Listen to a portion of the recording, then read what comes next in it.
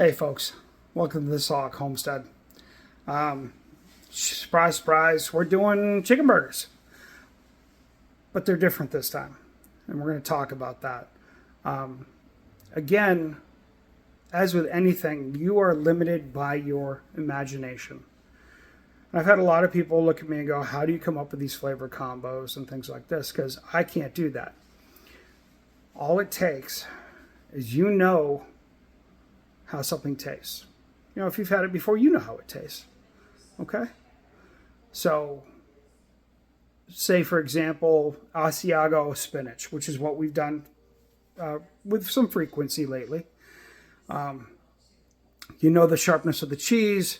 It's got garlic and spinach and chicken and the panade, which is the milk with the bread. And we're going to use the bread to tighten it up.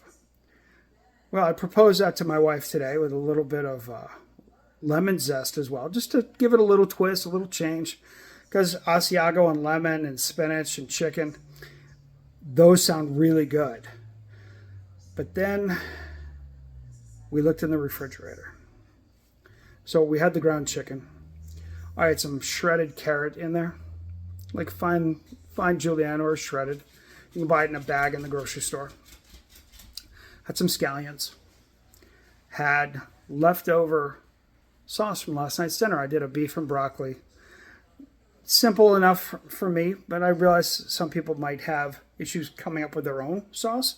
But you can buy like a General Tso's, which is what this is akin to. So you buy a General Tso's sauce.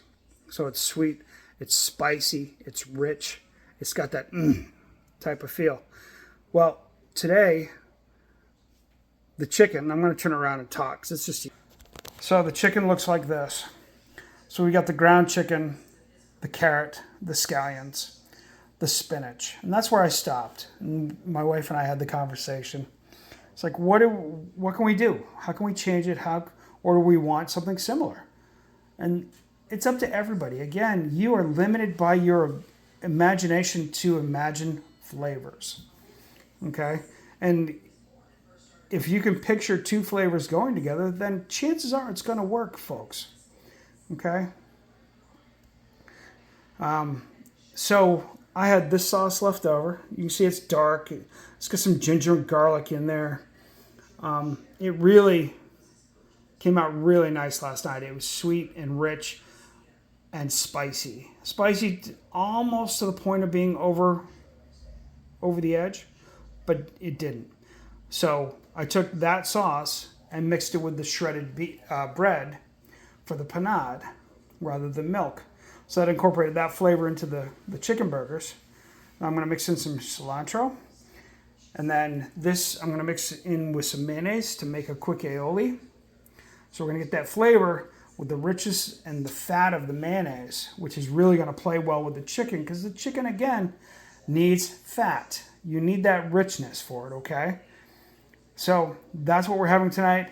Probably going to do some quick pickled onions and carrots. So onions and carrots, and all that's going to be is equal parts sugar and vinegar, a little bit of water.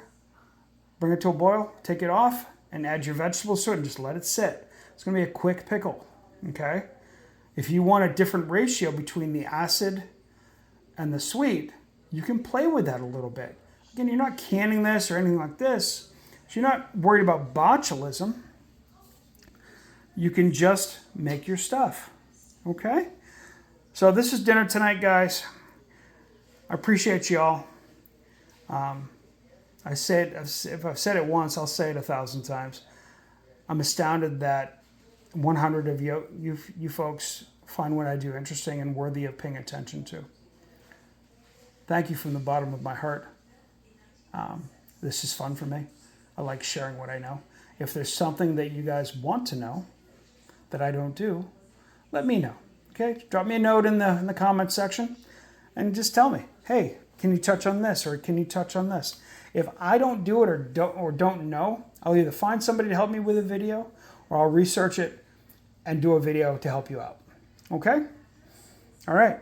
So this is like almost like a banh mi chicken burger. I'm going to serve it with a General Tso aioli and some quick pickled vegetables. So y'all take care.